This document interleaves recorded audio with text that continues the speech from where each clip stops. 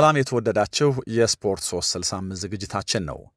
በፕሪሚየር ሊጉ የዋንጫ ፉክክር ቀድሞ መጫወት ምን ጥቅም አለው ስንል እንጠይቃለን። በአዳኝ ታዳኝ ድራማስ ተጠቃሚው ማን ነው የሚለውን በዚህ ዝግጅታችን እንቃኛለን። አብራችሁኝ ልትሆኑ በአክብሮት እጋብዛለሁ። መባረር ወይስ ማባረር?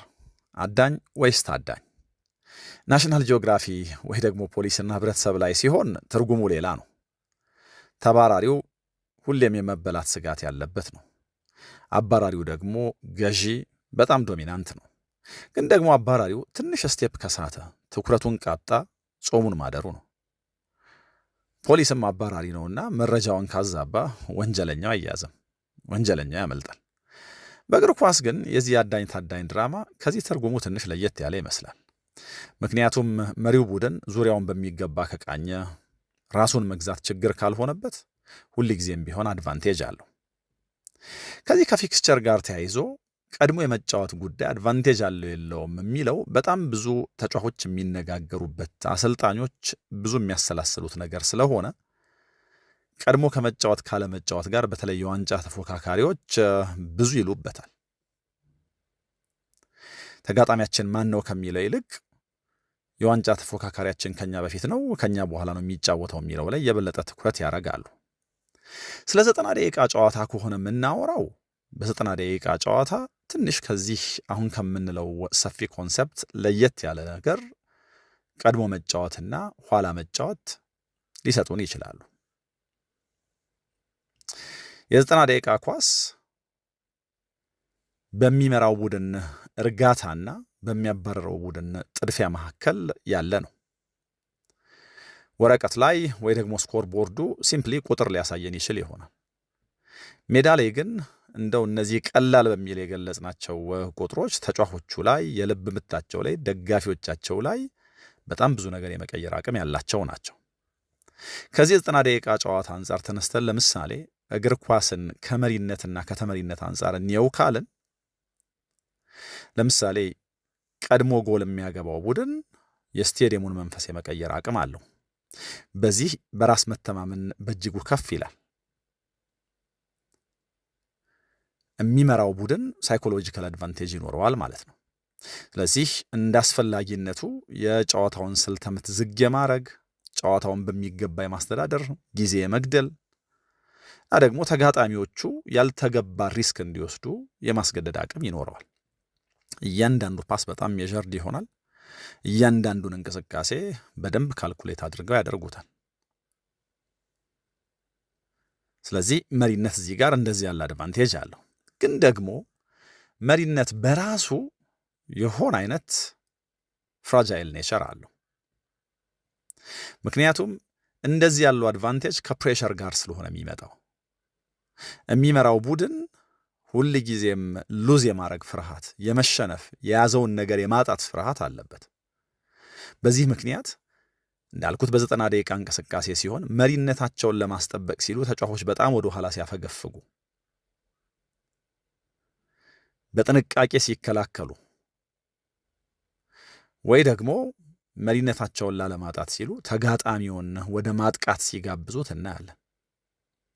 ለዚህ አስቀድሞ ከቁጥጥር አንጻር ያሰቡትን ወይ ደግሞ በቁጥጥር መንፈስ የጀመሩትን እግር ኳስ ወይ ደግሞ አጫወት ኋላ ወደ ሰርቫይቫል ሞድ ይቀይሩታል። የሰርቫይቫል ይሆናል ጉዳዩ ማለት ነው። እና ቅድም ያስተዳድሩታል ያልነው ሰዓት ጓደኛቸው ሳይሆን ጠላታቸው ይሆናል። ይሄ ከመምራት አንጻር ያለው ነገር ነው። በ90 ደቂቃ እግር ኳስ ከመመራት አንጻር ያለው ነገር ምን ይመስላል?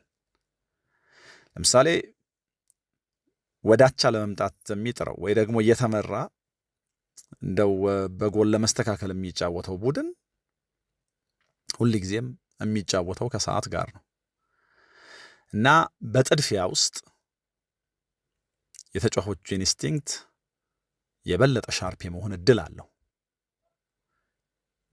የሚመራ ቡድን እንደዚህ ያለ አድቫንቴጅ ያገኛል። ተጫዋቾች በጣም ብዙ ይሮጣሉ፣ ላይኛው የሜዳ ክፍል ላይ ፕሬስ ያደርጋሉ። እየተመሩ ስለሆነ እየመሩ የማይወስዷቸው ሪስኮች ሁሉ መውሰድ ይጀምራሉ እና ደጋፊው ደግሞ ይህንን በሚገባ ሴንስ ያደርጋል እና 12ኛ ተጫዋች ሆኖ ቡድኑን ያበረታታል። ይሄ ደግሞ ቡድኑ የበለጠ ወደፊት እንዲሄድና እንዲጫወት ቅድም እንዳልኩት ሪስኮች እንዲወስድ ያደርገዋል። እና በእግር ኳስ የማንረሳቸው ድራማዊ ነገሮች እንደዚህ ባለ ዲስፐሬሽን የመጡ ናቸው። የመጨረሻ ደቂቃ ጎሎች፣ የማይመስሉ ከምባኮች ሁሉ መነሻቸው ይሄ ነው። ግን ቅድም ስለ መሪነት እንደምንለው ሁሉ ተመሪነት በራሱ አደጋዎች አሉት። አሁን እያወራሁ ያለሁት ስለ 90 ደቂቃ እግር ኳስ ነው። በጥድፊያ በማጥቃት ውስጥ ከኋላ ክፍተት ይተዋሉ። አንዳንድ ጊዜ ስሜት ዲሲፕሊንን ኦቨርቴክ ያደርጋል። ስለዚህ አንድ ስህተት፣ አንድ የመልሶ ማጥቃት አደገኛ አጋጣሚ ድጋሚ ሊወጡት የማይችሉት ተራራ ከፊታቸው ያቆምባቸዋል። ግን እግር ኳስ ለምንመለከትና ለምንወድ ሰዎች ይሄ በጣም በጣም ደስ የሚል አጋጣሚ ነው። ምክንያቱም በእነዚህ ሁለት ነገሮች መካከል ነው ሁልጊዜም የእግር ኳስ ጨዋታዎች የሚጎሉት። አንደኛው ቡድን ህልሙን ፕሮቴክት ለማድረግ ሲጫወት፣ ሌላኛው ደግሞ ተስፋውን ላለማጣት እጅ አልሰጥም ሲል ማለት ነው። ስትራቴጂ ከኢሞሽን ጋር፣ ቁጥጥር ከከሬጅ ጋር በተለየ መንገድ ይፋጠጣሉ እና እስከ መጨረሻው ፊሽካ ድረስ ምንም ማወቅ አይቻልም።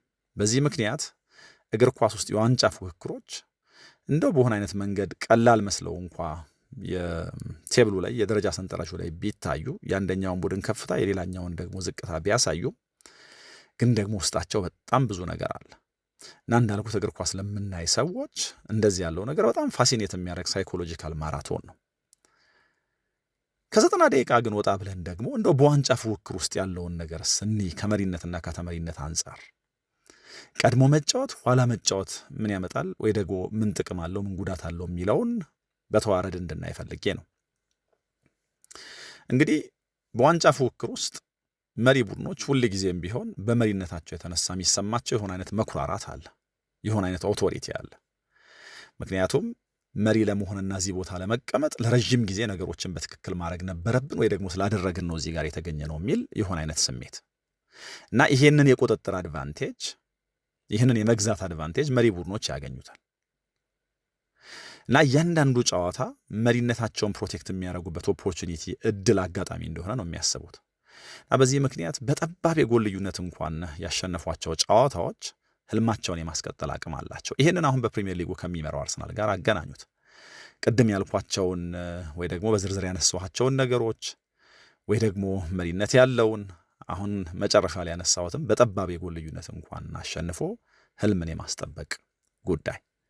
በእነዚህ አጋጣሚዎች ፉንጋ የሚባል ጎል የለም፣ መጥፎ የሚባል 3 ነጥብም አይኖርም። ማሸነፍ ማስቀጠል ብቻ። ግን ደግሞ በጣም አታካችም ጭምር ነው እንደዚህ ያለው ጉዞ። ሙሉ ስቴዲየም እያያችሁ እንደ መሮጥ አይነት ማለት ነው እና እያንዳንዱ መንሸራተት ትልቅ ሄድላይን ይወጣዋል። በዚህ ምክንያት ጫናው እየበረታ ይሄዳል። በተለይ ወደ ፊኒሽንግ ላይኑ በተቀረበ ቁጥር ሁሉ ለሁሉም ሰው የሚታይ ለሁሉም ሰው የሚዳሰስ እየሆነ ይመጣል እና ተጫዋቾች በዚህ ጊዜ ሁለት እጃቸው ያልገባን ዋንጫ በማሰብ ያላገኙትን ነገር ሊያጡት ይችላሉ። አንዳንድ ጊዜ መሪነትን የማጣት ፍርሃት ዋንጫውን ከማጣት ደስታ ይከብዳል። ለዚህ ይህንን በሚገባ ማስተዳደር ይጠይቃል ከመሪነት አንጻር። ከተመሪነት አንጻር ደግሞ ነገሩ ከታየ ቅድም ከ90 ደቂቃ ካለው እንቅስቃሴ ወጥተን በሙሉ የፉክክር መንፈስ ወይ ደግሞ በረዥሙ የውድድር ጊዜ ይህንን ነገር ከቃኘ ነው ካየ ነው ተመሪ ሁልጊዜም በተለየ ኤነርጂ ይጫወታል፣ እውነት ነው። ግን ደግሞ ሁልጊዜም ቦልድ መሆን አለበት፣ በሆነ አይነት አምቢሽን መጫወት አለበት። እናውቃለን ይሄንን። እያንዳንዱ ጨዋታ ጋፑን ለማጥበብ የሚደረግ ነው። እያንዳንዱ ጎል ለመሪው ቡድን የሆነ አይነት መልእክት ማስተላለፊያ ነው። አለን፣ አጠገባችሁ ነን የሚል መልእክት እና ከስነ ልቦናው አንጻር ከታየ በሆነ አይነት መንገድ ተጫዋቾቹን ነፃ የማድረግ አቅም ይሰጣል። ምክንያቱም ብዙ ጊዜ ኤክስፔክቴሽኑ ባነሰ ተጠባቂነቱ በወረደ ቁጥር ተጫዋቾች በነፃነት በተለየ መንገድ ፐርፎርም ያደርጋሉ እና ይሄ ሞመንተም ቢልድ ያደርግላቸዋል። ይሄ ደግሞ ወደ ደጋፊዎቹም ጭምር የሚዛመት የሚተላለፍ ነገር ነው። መልበሻ ክፍል ውስጥም ተማሳይ ነገር ይኖራል። ግን የራሱ ደግሞ በርደን አለው ማባረር፣ ምንም አይነት ስህተት መስራት ስለማይፈቅድ። ጊዜ የሚባለው ነገር ደግሞ ትልቅ ጠላት ነው። ልክ ነጥብ ሲጥሉ የማይደረስ የሚሆንባቸው አንድ በጊዜ ምክንያት ነው እና ደግሞ የሚመራ ቡድን ነጥብ የሚጥል ከሆነ ሪከቨር የማድረግ የማገገም በጣም ትንሽ እድል ብቻ ነው የሚኖረው። ስለዚህ ተመሪነት ከዚህ አንጻር ነው ሊታይ የሚገባው። ስለዚህ ይሄ የታይትል ሬስ የነጥቦች ብቻ ጉዳይ አይደለም። በራስ የማመን በቡድን አጋሮች የመተማመን ስሜትን የመቆጣጠር ራስን የመግዛት ምናምን ጉዳይ የጽናት ጉዳይ ጭምር ነው። መሪው እንዳልኩት ያለውን አድቫንቴጅ ፕሮቴክት ለማድረግ በሆነ አይነት ዲሲፕሊንና እርጋታ ውስጥ፣ የሚመራው ቡድን ደግሞ በጥድፊያና በተስፋ ውስጥ የሚሄዱበት ጉዞ ነው። ከዚህ አንጻር ታዲያ እንደው መመራት ወይስ መምራት፣ ማባረር ወይስ መባረር የትኛው ይሻላል ትላላችሁ? እንግዲህ የዚህን የውድድር ዘመን መሪና ተመሪ አሳዳጅና ተሳዳጅ ካየን አርሰናልና ሲቲ ናቸው። ሲቲ አንድ ጨዋታ ቢቀረውም የ7 ነጥብ ልዩነት በመካከላቸው አለ። አርሰናል አሁን ቀድሞ ይጫወታል። የሚያሸንፍ ከሆነ ልዩነቱን ወደ 10 ከፍ ያደርጋል። ይሄ ሲቲ ላይ ጫና አይፈጥርም ትላላችሁ? ስለዚህ ጫናው ቀድሞ የሚጫወተው ወይስ ደግሞ ኋላ የሚጫወተው ቡድን ነው? ይህንን ለእናንተ ልተው። እኔ ግን ከማባረርና ከመባረር ጋር ከዚህ ቀደም የፕሪሚየር ሊግ ዋንጫ ካነሱ ልምድ ካላቸው ተጫዋቾች አንደበት የተባለውን ትንሽ ላጋራችሁና ደግሞ ሌሎች ጉዳዮች እናነሳለን። አለን ሺረር በ1994/95 ከብላክበርን ጋር የፕሪሚየር ሊጉን ዋንጫ አንስቷል። መሪ ሆኖ መባረር ይሻላል ነው የሚለው አለን ሺረር። ሊጉን ስትመራ ሊጉን የማሸነፍ እድል በራስህ እጅ ያለ በራስህ የሚወሰን ነው። ጨዋታዎችን አሸንፍ፣ ማድረግ የሚገባህን ነገር አድርግ፣ ተጋጣሚ ምንም ምላሽ አይኖረውም። ስለዚህ የተጋጣሚህ ጉዳይ ሳይሆን ወይ ደግሞ የተፎካካሪ ጉዳይ ሳይሆን የራስ ጨዋታዎችን የማሸነፍ ጉዳይ ብቻ ነው የሚሆነው። ተመሪ ስትሆን ግን በጣም የተለየ ነው መልኩ ይላል። ለምሳሌ ከብላክበርን ጋር ዋንጫ ከወሰዱበት ሲዝን ውጭ ስለነበረው ሌላ የፉክክር ዓመት ሲናገር ለምሳሌ ወደ ላይና ወደ ታች የመውጣት ከፍና ዝቅ ማለት ነገር ነበረን አስቀድሞ በነበረው ዓመት በሁለተኛ የብላክበርን ዓመቱ እና የዛኔ ባለልምድ የነበረው ቡድን ዩናይትድ እንዴት ባለ መንገድ ዋንጫ መውሰድ እንደሚቻል አሳይቶናል። ከዛ በኋላ ግን በነበረው ዓመት ዋንጫ በወሰድንበት ጊዜ ልምዱንም ስላካበት ነው ዩናይትድ እኛን ለማባረር የሚሞክር እኛ ደግሞ መሪነታችንን እያስጠበቅን የምንጓዝ አይነት አድርገን ነው ራሳችንን ያየነው። እንደዛም ነው የሆነው እና እነሱ በድርጊትም በንግግርም የሚችሉትን ሁሉ ያደርጉ ነበር ብሏል እና የሚገባንም በማድረግ ብቻ መጨረሻ ላይ ዋንጫውን አንስተናል ነው። ስለዚህ አለን ሺረር ምርጫው እየመሩ መባረር የተሻለው ነው ከጫና አንጻር። ይሄንን መምራትና መመራት መባረርና ማባረርን ቀድሞ ጨዋታ ከማድረግ ጋር በሚገባ እናያይዘዋለን። ለምሳሌ በዚህ የውድድር ዘመን ሲቲ 15 ጊዜ ከአርሰናል ቀድሞ ጨዋታ አድርጓል። ከነዚህ 15 ጨዋታዎች 11ዱን አሸንፏል፣ በ3ቱ አቻ ወጥቷል፣ በአንዱ ተሸንፏል እና እነዚህ አጋጣሚዎች በጣም ትልቅ ጫና የሚፈጥሩ አጋጣሚዎች ናቸው። አንዳንድ ሰዎች የሲቲ ቀድሞ ጨዋታዎች ማድረግ ያለ ጥርጥር እንደሚያባረር ቡድን አርሰናል ላይ ትልቅ ጫና ይፈጥራል። ምክንያቱም ሲቲ ቀድሞ ጨዋታውን የሚያሸንፍ ከሆነ አርሰናል የሚቀጥለውን ጨዋታ የሚያደርገው ከፍ ባለ ጫና ውስጥ ነው። ስለዚህ ቀድሞ ጨዋታ ማድረግ ትልቅ ተጽዕኖ አለው ብለው ነው የሚያስቡት። በዚህ የመባረር ሂደት ውስጥ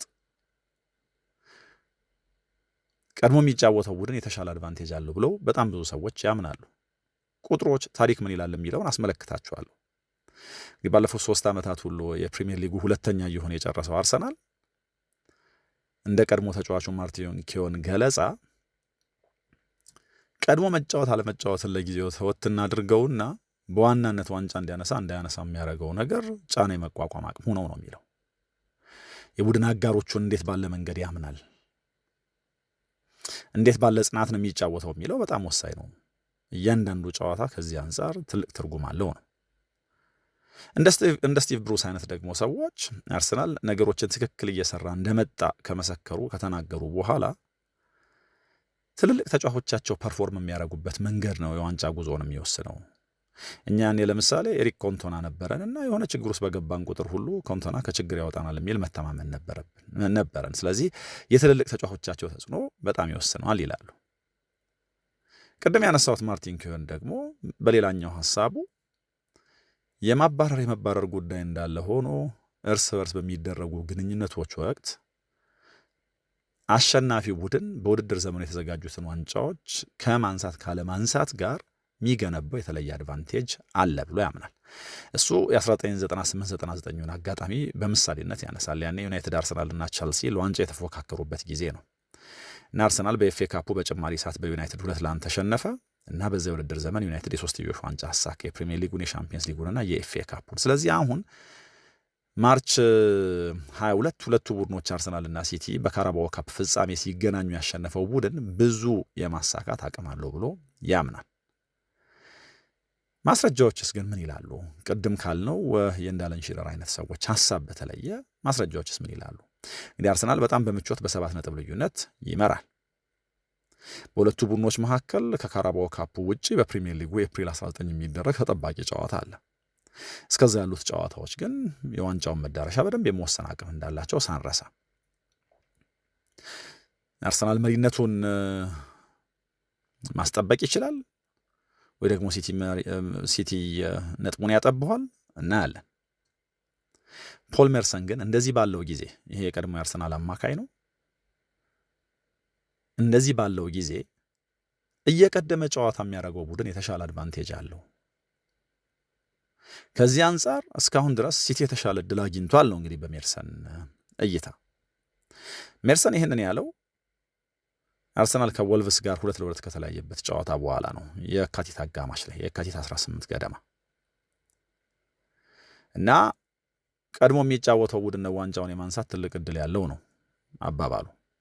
ይህንን ደግሞ የበለጠ ሼፕ ሊያደርግ የሚችለው የጨዋታ አስተላላፊው ስካይ ነው። ማንን ቀድሞ ያጫውታል? ሜርሰን በምሳሌነት የሚያነሳው ታይገር ውድስን ነው። ታይገር ውድስ ሁል ጊዜም የመጀመሪያው መሆን ይመርጥ ነበር። ይህንን ከእግር ኳሱም ጋር አያይዘን ልናነሳው ብንሞክር ማስረጃ የምናገኝበት ነው የሜርሰን ሐሳብ። ለምሳሌ መረጃ ከፈለግን አንዱ የዚህ የ2015-16 የውድድር ዘመን የቶትናምና የሌስተር ሲቲን ፉክክር እናገኛለን። ሌስተር ዋንጫ የወሰደበት የውድድር ዘመን ማለት ነው። እንዴት አይነት ስነልቦናዊ አድቫንቴጅ ያገኝ እንደነበረ ይሄ የቶትናምም ተጫዋቾች የተናገሩት ስለነበረ የሌስተር እየቀደሙ መጫወት አድቫንቴጅ አልነበረውም ብሎ መናገር አይቻልም። ይህንን ከቅርብ የአርሰናልና የሲቲ ፉክክር አንጻርም ልናነሳው እንችላለን። ለምሳሌ አሁን የካቲት ወር መጨረሻ ላይ ሲቲ ቀድሞ ተጫወተ እና ከሊድስ ጋር ያደረገውን ጨዋታ ማለት ነው። ይሄ ቅዳሜ ጨዋታ ነበር። በቀጣዩ ቀን አርሰናል ቸልሲን ይገጥም ነበር እና ሲቲ ጨዋታውን አሸነፈ። በጣም ፈታኝ ነበረ፣ ግን አሸነፈ። ስለዚህ በቀጣዩ ቀን አርሰናል ሲጫወት ሲቲ ነጥቡን አጥቦበታል። ተቸግሮም ቢሆን አሸንፏል። አርሰናል የሚገጥመው ቸልሲን ነው። በዚህ ጨዋታ የሚሸነፍ ከሆነ ከዚህ ጨዋታ ነጥብ መውሰድ የማይችል ከሆነ ያለ ጥርጥር ጫናው ይበረታል፣ ወይ ደግሞ ማከላቸው ያለ ነጥብ ልዩነት በጣም ይጠባል። ከዚህ ጨዋታ በፊት አርሰናል ጫና ውስጥ ሆኖ ጨዋታ ያደርግም ማለት ከባድ ነው። አሁን ጫናውን መቋቋም የሚያስችል አቅም ያለው የለውም ሌላ ጉዳይ ነው። ግን አርሰናል ጨዋታውን ማሸነፍ ቻለ። እንግዲህ ይሄ ጨዋታ 3 ተካታይ ጨዋታ ሲቲ ከአርሰናል እየቀደመ ሲያደርግ መሆኑ ነው። እዚህ ከዛ ጨዋታ በፊት እንግዲህ 3 ተካታይ ጨዋታዎች ሲቲ ከአርሰናል እየቀደመ ተጫውቷል። ሻምፒየንስ ሊጉን ሮብ ቀን ማንቸስተር ሲቲ ባያደርገው ወይ ደግሞ የሲቲ ጨዋታ የሮብ ጨዋታ ባይሆን ኖሮ ለአራተኛ ተከታታይ ጨዋታ በሊጉ ሲቲ ከአርሰናል ቀድሞ ይጫወት ነበር ከዌስትሃም ጋር የሚያደርገው ጨዋታ። ለዛ ነው ሪስኬጁል የተደረገው። ስለዚህ አራተኛ ጨዋታ ይሆን ነበር። የሜርሰን ሐሳብ ይሄ ነው። እየቀደመ ከተጫወተና እየቀደመ የሚያሸንፍ ከሆነ አርሰናል ላይ ትልቅ ጫና ይፈጥርበታል። ስለዚህ ቀድሞ ጨዋታውን የሚያደርገው ቡድን ዋንጫውን የመወሰን አቅም አለው፣ አድቫንቴጅ አለው ነው እና ይሄ ቅድም ባልኩት የ2015-16 የውድድር ዘመን በቶትናምና በሌስተር መካከል በተደረገው ፉክክር ኋላ ላይ በደንብ የታየ እውነታ ነው እና ተጫዋቾችም ትልቅ ሜንታል በርደን እንደሆነባቸው የቶትናም ተጫዋቾች በተለይ ከሌስተር ቀጥሎ መጫወት፣ ሌስተር በተለይ ካሸነፈ ከተጫወተ በኋላ መጫወት እንዴት ያለ ፈተና እንደሆነባቸው ተናግረው ያውቃሉ። ኤሪክ ዳየር ያኔው የቶትናም ተጫዋች ለጋሪ ኔቭል ኦቨርላፕ ላይ ሲናገር በእያንዳንዱ ሳምንት ከኛ እየቀደሙ ይጫወቱ ነበር ወይ ደግሞ እንደዛ ይመስል ነበር እና ሲያሸንፉ ለእኛ በጣም ትልቅ ፈተና ነበር። በተለይ ደግሞ የመጨረሻዎቹ ደቂቃዎች ላይ ከሆነ ማሸነፊያውን ጎል ያስቆጠሩት ወይ 90ኛው ደቂቃ ምናምን አካባቢ ከሆነ 2 ምናምን ጎሎች ያስቆጠሩት እኛ ላይ በጣም መጥፎ ተጽዕኖ ነበረው ይላል። ሃሪኬንም ይህንን ብሎታል። በቃ ሁሉ ጊዜ ከነሱ ኋላ የምንጫወት እስኪመስለን ድረስ በቃ ኦርደሩ እንደዛ እስኪመስለን ድረስ ነበረ ሌስተር ቀድሞን የሚጫወተው ብሏል። እንግዲህ በዛ የውድድር ዘመን ከመጨረሻ 13 ጨዋታዎቻቸው ሌስተር 9ኙን ቀድሞ ተጫውቷል ከቶትናም እና የዋንጫ ጉዞ ላይ ምንም አስተዋጽኦ አላበረከተም ብሎ መናገር አይቻልም። እንዳልኩት ሰዎች የመከራከሪያ ሐሳብ ሊኖራቸው እንደሚችል ባምንም ቶትናም ከነዚህ 13 ጨዋታዎች እንግዲህ 3ቱን ብቻ ነው ከሌስተር ቀድሞ ያደረገው። የመጨረሻው ቀን ጨዋታ ያው በኩል ሰዓት የሚደረግ ስለሆነ ማለት ነው እና ከነዚህ የቶትናም ጨዋታዎች መካከል 3ቱ ተከታታይ የሰኞ ምሽት ጨዋታዎች ናቸው። ከነዚህ የሰኞ ምሽት ጨዋታዎች አንደኛው ሃዛር ሲቀለድበት የምናየው የዚህ የ2-2 የቸልሲ ጨዋታ ነው። ይሄ ለክላውዲዮ ራኔሪ ቡድን ዋንጫውን አሳልፎ ቶትናም የሰጠበት ጨዋታ ነው። ቅድም ካልናቸው 9 ጨዋታዎች ታዲያ ቶትናም ቀድሞ ከተጫወተባቸው ሌስተር ቀድሞ ከተጫወተባቸው ጨዋታዎች ከ9ኙ በ4ቱ ሌስተር ነጥብ ጥሏል። ቶትናም ነጥብ ጥሏል እና 3ቱ ደግሞ ከመጨረሻ 4 ጨዋታዎቻቸው የሆኑ ናቸው። እንዳልኩት በ4ቱ ነጥብ ጥሏል። ከ4ቱ 3ቱ የመጨረሻ ጨዋታዎቻቸው ላይ። ስለዚህ ይሄ ምን ያክል ተጽዕኖ እንዳለው የሚያሳይ ነው። ጫና ኋላ የሚጫወተው ቡድን ላይ እንደሚፈጠር። ስለዚህ የማባረር ጉዳይ እንዳለ ሆኖ ቀድሞ የመጫወት ያለመጫወት ጉዳይ የዚህን ያክል ተጽዕኖ አለው ማለት ነው። ቅድም እንዳልነው ብዙዎች ከማባረር መባረር ይሻላል ብለው ያምናሉ። ግን እዚህ ጋር በመባረርና በማባረር ሂደት ውስጥ ደግሞ ቀድሞ መጫወት አለመጫወት የሚባለው ነገር እንደዚህ ያለ አስተዋጽኦ አለው እና በዋንጫ ፉክክር ውስጥ ከ1992-93 የውድድር ዘመን ጀምሮ ፕሪሚየር ሊጉ እንደ አዲስ ከተዋቀረበት ጊዜ ጀምሮ ሌስተር ዋንጫ የወሰደበት የውድድር ዘመን ላይ ቀድሞ የተጫወተባቸው ጨዋታዎች በፐርሰንቴጅ ሲሰሉ 69% የሚሆኑትን ጨዋታዎች ቀድሞ እንደተጫወተ ያሳየናል። ይሄ ከፕሪሚየር ሊጉ ጅማሬ ጀምሮ ሁለተኛው ከፍ ያለ ቁጥር ነው። ከተፎካካሪው ከአባራሪው እየቀደመ ብዙ ጨዋታ ያደረገ ሁለተኛው ቡድን ያደርገዋል ሌስተር። ይህ ታዲያ አድቫንቴጅ አይደለም ትላላችሁ? 2022-23 ሲቲ 73% የሚሆነው እንግዲህ ከአርሰናል ጋር የተፎካከረበት ሲዝን ማለት ነው 73% የሚሆኑትን ጨዋታዎቹን ቀድሞ ነው ያደረገው። እዚህ ጋር ለአንዳንድ ሰዎች የክርክር መንስኤ የሚሆን ነገር ሊኖር ይችል ይሆናል። በተለይ አሁን አርሰናል ከሊቨርፑልና ከዌስትሃም ጋር ያደረጋቸውን ጨዋታዎች በ2 ጎል ልዩነት እየመራ አቻ መሆኑ ነው ዋንጫ ያሳጣው ምናምን ሊሉ፣ ኋላ ደግሞ የታር ላይ በተደረገው ጨዋታ ሲቲ 4-1 ስላሸነፈ ልክ ነው። እነዚህ ጨዋታዎች ላይ አርሰናል የተሻለ ቁጥጥር ማድረግ ነበረበት፣ መሪነቶቹን መጠበቅ ነበረበት። ግን በእድሜ ለጋ ቡድን በእድሜ ለጋ አሰልጣኝ ነበረ። ስለዚህ እንደው እነዚህ መሪነቶች ማስጠበቅ አልቻለም የሚለውን ነገር ከጫናም አንጻር አለማየት ትክክል አይመስለኝም። ስለዚህ ቀድሞ መጫወት እዚህም ጋር ትልቅ ተጽዕኖ አለው ማለት ነው።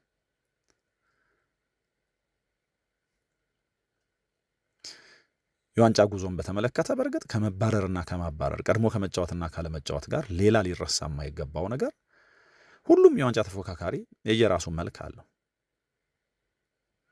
የአእምሮ ጥንካሬያቸው፣ ነገሮችን መቆጣጠር መቋቋም የሚችሉበት አቅም፣ ሌሎችም ነገሮች እንደየቡድኑ ይለያያሉ።